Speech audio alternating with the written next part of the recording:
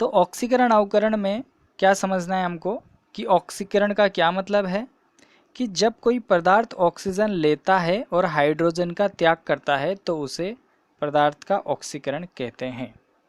ठीक है, अगर कोई पदार्थ है या तो वो ऑक्सीजन ले लेता है, मान लो उसमें ऑक्सीजन लग गया या फिर उससे हाइड्रोजन निकल गया, दोनों चीज़ें हो सकती है, उसको हम क्या कहेंगे, ऑक्सीकरण। अगर इसको दूसरे शब्दों में कहें कि किसी पदार्थ से इलेक्ट्रॉन को हटाना की जो प्रक्रिया होती है, मान लो किसी कोई पदार्थ है उससे इलेक्ट्रॉन हमने निकाल लिए, तो उसको भी क्या कहते हैं, ऑक्सीकरण कहते हैं। इसको ऐसे समझो, उदाहरण से ज़्यादा अच्छे से समझ में आएगा कि जैसे ये पहला उदाहरण है, इस उदाहरण में देखो कि यहाँ पे कॉपर है और यहाँ पे ऑक्सीजन, तो कॉपर के पीछे लग गया ऑक्सीजन, तो कॉपर के ऊपर क्या लग गया, ऑक्सीजन। तो ऑक्सीजन ले लिया इसने, इस पे आके ऑक्सीजन जुड़ गया, तो इसको क्या बोलेंगे, ऑक्सीकरण अभिक्रिया। ऑक्सीकरण अभिक्रिया, क्योंकि इस पे ऑक्सीजन आके जुड़ गया। ये तो आसान शब्दों में हो गया। अब दूसरी बात हमने देखी थी कि हाइड्रोजन का त्याग। अब दूसरी अभिक्रिया को देखो कि यहाँ पे हाइड्रोजन और आयोडीन है।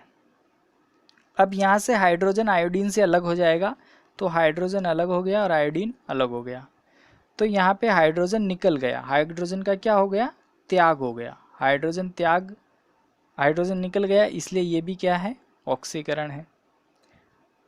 अब देखो तीसरी जो परिभाषा थी ऑक्सीकरण की, वो क्या थी कि इलेक्ट्रॉन को हटाने की प्रक्रिया।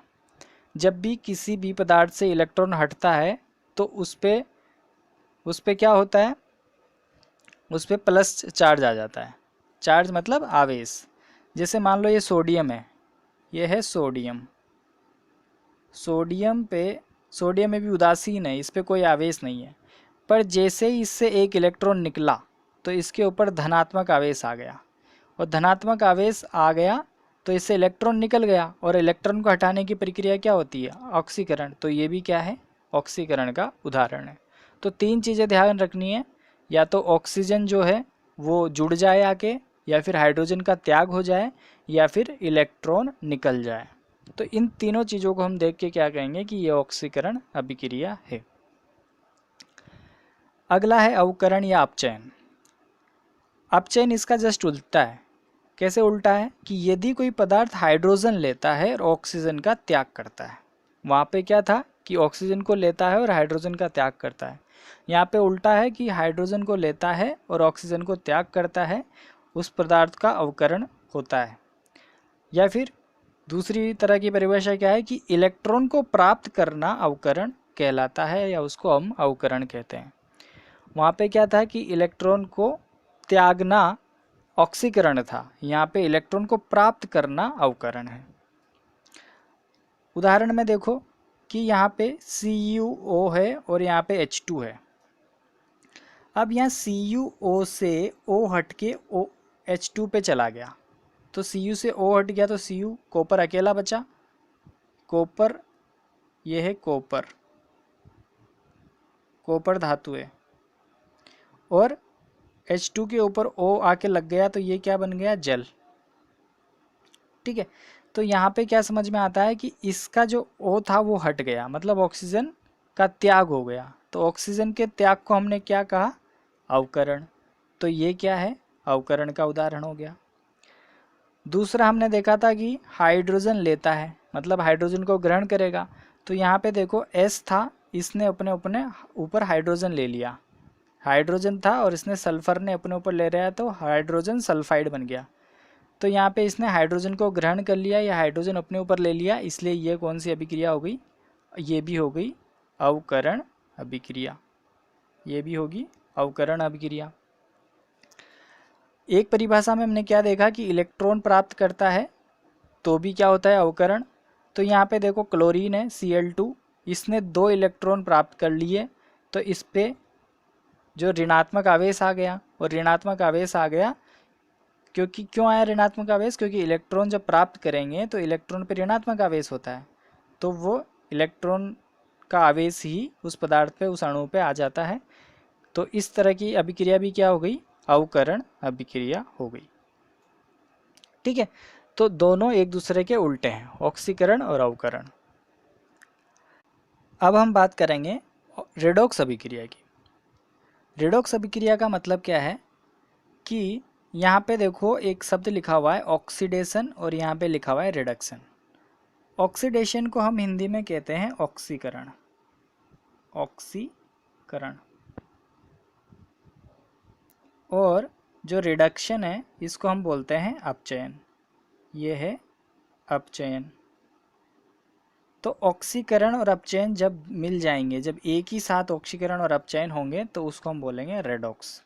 रेडॉक्स क्यों कहा? क्योंकि जो अंग्रेजी के शब्द है इसमें देखो, इसमें मैं आपको बताता हूँ कि जो अंग्रेजी के शब्द है इसमें RED पहला शब्द, 3 शब्द और इसके OX, तो ये RED और OX को जोड़ दिया तो रेडॉक्स बन गया। तो या तो इसको रेडॉक्स बोल दो या ऑक्सीकरण अपचयन अभिक्रिया बोल दो। तो वो रासायनिक अभिक्रिया जिसमें ऑक्सीकरण और अपचयन साथ साथ होता है उसे ऑक्सीकरण अपचयन अभिक्रिया या फिर रेडॉक्स अभिक्रिया कहते हैं।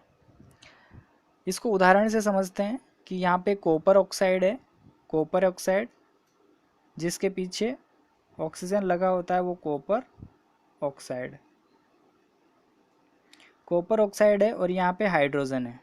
तो कॉपर ऑक्साइड का ऑक्सीजन इस हाइड्रोजन के पास चला गया, तो जैसे ही ओ हाइड्रोजन के पास गया तो ये H2O बन गया और कॉपर से ऑक्सीजन अलग हो गया तो कॉपर अकेला बच गया। तो ये तो बन गया जल और ये बन गया कॉपर। ठीक है, अब यहाँ पे इसको समझो कि कॉपर के ऊपर पहले ऑक्सीजन था और बाद में ऑक्सीजन नहीं है, तो ऑक्सीजन का ह्रास हो गया, ऑक्सीजन निकल गया, तो इसको हम बोलेंगे अवकरण। अब यहाँ पे जो हाइड्रोजन था इसके ऊपर पहले ऑक्सीजन नहीं था, बाद में इसके ऊपर ऑक्सीजन आ गया, ऑक्सीजन आ गया तो इसने ऑक्सीजन को ग्रहण किया, इसलिए इसको क्या बोलेंगे? ऑक्सीकरण। तो एक ही अभिक्रिया में ऑक्सीकरण भी हो रहा है और अवकरण भी हो रहा है, अवकरण या अपचयन भी आप कह सकते हैं। तो इसलिए इस प्रकार की अभिक्रिया को हम क्या नाम देते हैं? रेडॉक्स अभिक्रिया, रेडॉक्स अभिक्रिया। या फिर रेडॉक्स अंग्रेजी का शब्द है या फिर हम हिंदी में क्या बोलते हैं? ऑक्सीकरण अपचयन अभिक्रिया। एक और उदाहरण से देखते हैं कि यहाँ पे जिंक था और यहाँ पे CuSO4 है। ठीक है, तो Zn था और कॉपर सल्फेट है, तो इसका SO4 हट के ये जिंक इसके Cu से इस Cu को हटा देगा और यहाँ पे खुद जुड़ जाएगा, तो जिंक SO4 जिंक सल्फेट और कॉपर बन जाएगा। तो यहाँ पे देखो कि जो कॉपर था वो बाद में क्या हो गया? अकेला हो गया, और जिंक जो है वो उसने SO4 ग्रहण कर लिया। तो ऊपर वाली अभिक्रिया तो हो गई ऑक्सीकरण और नीचे वाली हो गई अपचयन अभिक्रिया। ठीक है, ऑक्सीकरण क्यों हुई? क्योंकि जब ये टूटता है CuSO4 को अगर हम तोड़ेंगे तो ये क्या होगा? Cu प्लस और SO4 माइनस में टूटता है, इसको ध्यान से समझना। Cu प्लस और SO4 माइनस में टूटता है। तो जब जिंक यहाँ पे अभी देखो ये जो जिंक है ये 0 पे है, इस पर कोई आवेश नहीं है, पर जब इससे SO4 जुड़ेगा, SO4 आके जुड़ेगा तो इस पे क्या आ जाएगा? प्लस, और SO4 पे आ जाएगा माइनस।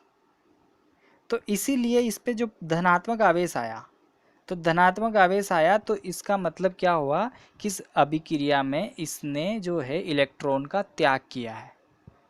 तो हमने पढ़ा था कि जहाँ पे इलेक्ट्रॉन का त्याग होता है उसको क्या बोलते हैं हम? ऑक्सीकरण।